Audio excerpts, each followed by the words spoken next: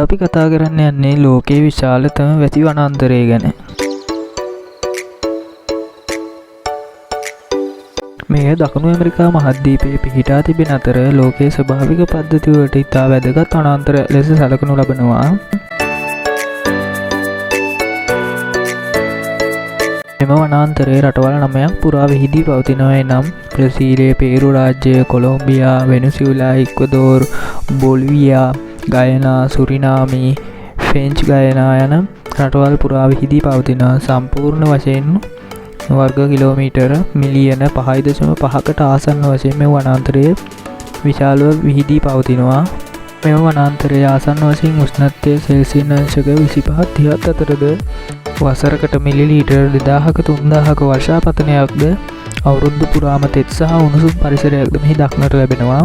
වනාන්තරය තුළ ගස් වර්ග 40000කට වැඩි ඖෂධීය ශාක බෙහෙවුමක් ලෝකයේ ඔක්සිජන් නිෂ්පාදනයේ වැදගත් සාධකයක් වෙනවා. මේ ඇමසන් වනාන්තරය අද වඳුරු වර්ග රැසක්, ඇනකොන්ඩා සර්පය, දීර සතුන්, වර්ණවත් පක්ෂීන් මෙහි දැක ගන්න පුළුවන්. ලෝකයේ සතුන්ගෙන් හා ශාක වලින් 10%කට වඩා ඇමසන් වනාන්තරයේ ජීවත් වෙනවා කියලා තමයි කියන්නේ.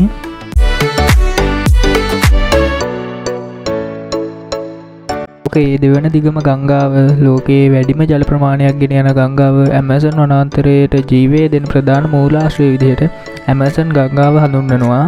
විශේෂ දෙයක් වෙන්නේ ආදිවාසී ගෝත්‍ර 400කට වැඩි සමහර ගෝත්‍ර අදටත් නවීන ලෝකයෙන් මෙන්ම ජීවත් වෙනවා. ඔවුන්ගේ ජීවිතය සම්පූර්ණයෙන්ම වනාන්තරයේ මත රඳා පැවතිලා තියෙනවා.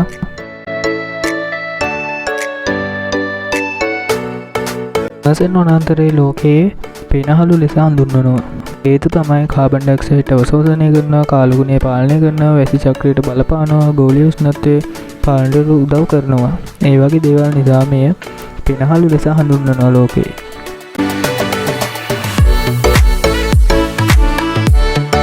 ඇත්තටම ඇමසන් වනාන්තරය කියන්නේ ලෝකයේ විශාලතම වැසි වනාන්තරය. ජෛව විවිධත්වයේ හදවත. ලෝකයේ කාලගුණයට අතිශයින් වැදගත් වෙන මානුෂීය ක්‍රියාවන් නිසා අනතුරේ පවතින ස්වභාවික සම්පතක්. ඉතින් මේ ඇමසන් වනාන්තරය කෙතරම් විශාල වුණත් මෙය ඉතා වැදගත් සම්පතක් ලෙස සලකා ගන්න ඕනේ. ඇමසන් වනාන්තරය ආරක්ෂා කිරීම කියන්නේ ලෝකය ආරක්ෂා කිරීමෙන් වගකීමක් වෙනවා. තවත් අලුත් වීඩියෝකින් නැවත හමු වෙමු.